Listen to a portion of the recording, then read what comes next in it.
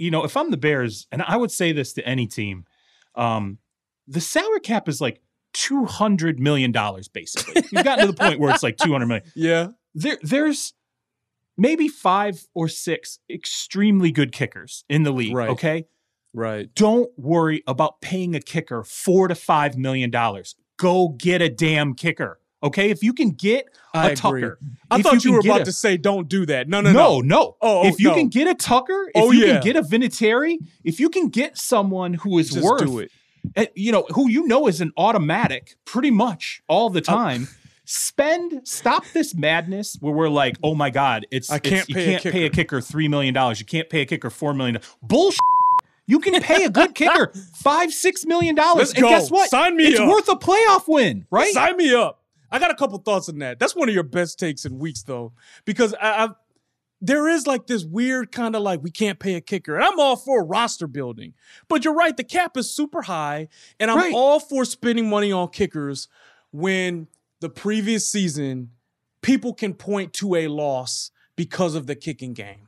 Right. Football's the ultimate team game. He didn't lose the game. But like that was a big part of it. And that's part of the narrative.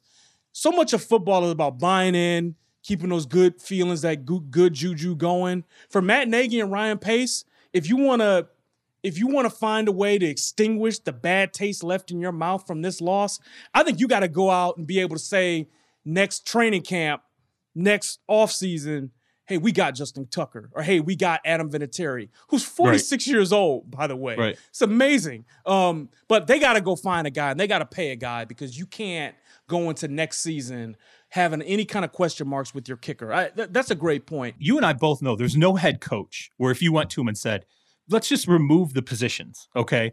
If you went to a head coach and you said, guess what? I'm going to give you a guy on your roster who's going to be worth maybe 2 wins in the regular season and is going to give you a significant edge in the postseason. What is that coach going to say? Let me pay that dude. I want that guy. Anybody who's worth a couple wins in the regular season potentially, and then gives you that edge in the playoffs.